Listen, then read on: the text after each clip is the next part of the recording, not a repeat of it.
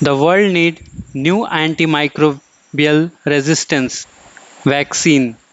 और WHO ने हाल ही में अपना रिपोर्ट भी निकाला है कि हमें नया AMR वैक्सीन क्यों चाहिए। क्योंकि जैसा कि आप जानते हैं कि हम जब एक बार एंटीबायोटिक मेडिसिन लेते हैं और उसके बाद उससे वो इन्फेक्शन ठीक होता है, बैक्टीरियल इन्फेक्शन, तो फिर उसके बाद हमारा अगर वो बैक्टीरियल इन्फेक्शन आता है और फिर हम वो एंटीबायोटिक दवाई लेते हैं, तो उससे क्या होता है कि उस बैक्टीरिया के अंदर उस दवाई के प्रति प्रतिरोधक क्षमताएं विकसित हो जाती हैं। तो उसके बाद क्या होता है कि वो दवा जो है, जो हम उसको ख़त्म करने के लिए खाते हैं, वो दवाई उस बैक्टीरिया की मदद करने लगता है। जैसे बैक्टीरिया का इवोल्यूशन हो जाता है, वो उस दवाई के लिए फेवरेबल हो जाता है।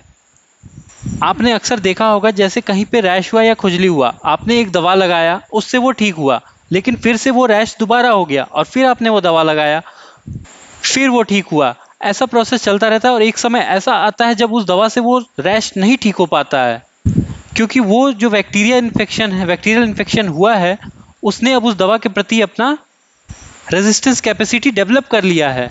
यही कारण है कि WHO ने नया AMR वैक्सीन के लिए प्रयास करना शुरू कर दिया है, क्योंकि अब एंटीबायोटिक जो एक समय के बाद हमारे काम का नहीं रह जा रहा है, उसको धीरे धीरे एलिमिनेट करना है। इवन इंडिया ने भी कई सारे स्टेप्स लिए हैं AMR को कंट्रोल करने के लिए, मेनली एंटीबायोटिक के लिए ही है। AMR एंटीबायोटिक नहीं है, AMR एंटी माइक्रोबियल है। AMR जैसे कि आप कह सकते हो फ्रूट है, और उसके और different different type of fruit, लीची, आम, अनार, ये सब आते हैं। वैसे ही एंटीबायोटिक एक बस AMR का एक ब्रांच है।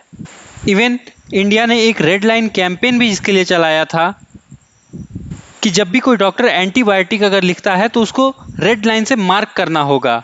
इसी को रेड लाइन कैंपेन कहते हैं, ताकि जब काउंटर पे वो दवा लेने जाए, मतलब कोई भी ग्राहक या फिर पेशेंट कह सकते हैं, अगर दवा लेने जाता है तो जब भी वो दवा लेने जाएगा तो उसे वो दिखेगा कि ये रेड लाइन वाली दवा ये बार बार डॉक्टर लिख रहा है, पर ये अब मुझे फ़ायदा नहीं करता है। वो क्यों नहीं फ़ायदा करता है? क्योंकि जो भी आपको बीमारी हुई है उसके प्रति उस बीमारी ने अपनी प्रतिरोधक क्षमता डेवलप कर ली है, रेजिस्टेंस कैपेसिटी डेवलप कर ली है। अब ये दवाई से वो बीमारी नहीं जाने वाली है, तो ये समझने की ज़रूरत है। और बता दें कि जैसे एक सिंपल भाषा में अगर हम कहें कि AMR क्या होता है, जैसे कि कोई बैक्टीरिया है, वायरस है, फंगाई है या पैरासाइट है, कुछ भी है, तो वो समय के साथ बदलते हैं और एक दवा उनके लिए काफ़ी नहीं है कि जो दवाई आपको 2010 में अगर आप किसी चीज़ की लगा रहे हैं तो वही आपका 2020 में भी काम करे। जैसे कि आप देखे होंगे कि अब मच्छर जो होते हैं वो ऑल आउट पे जाके बैठ जाते हैं।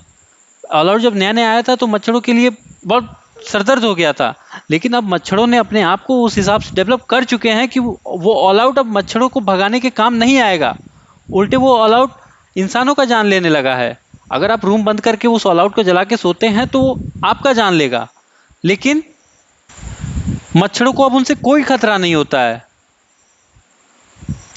बिल्कुल वैसे ही आपके जो बैक्टीरियल डिजीज़ हैं या वायरल डिजीज़ हैं, जो भी डिजीज़ हैं, वो अब सेम दवा से नहीं ठीक हो पाते उतने जल्दी। आपने ये बात नोटिस की होगी, जो दवाई आपको पहले एक दिन में लगाने पे सही हो कर देता था, तो वो दवाई अब नहीं ठीक कर पाता है। इसीलिए अब वैक्सीन की मांग उठी है कि वैक्सीन ला के दो। वैक्सीन सबसे मोस्ट इफ़ेक्टिव टूल होता है मेडिसिन क्षेत्र में। मतलब अगर आपको कोई बीमारी है तो सबसे इफ़ेक्टिव दवा अगर कुछ काम नहीं कर रहा है तो लोग निडल यानी वैक्सीन को लगवाना प्रेफर करते हैं। अब देखना होगा कि ये जो आने वाला समय है, क्या वैक्सीन भी इफ़ेक्टिव उतना रहता है या फिर वो भी बाकी आम एंटीबायोटिक की तरह ही काम करेगा। हो सकता है इन फ्यूचर वैक्सीन में भी बैक्टीरिया, वायरस अपने आप को डेवलप कर ले जाएं और उनको उस वैक्सीन से भी कुछ ना हो, लेकिन देखते हैं कि आने वाले समय में क्या होता है।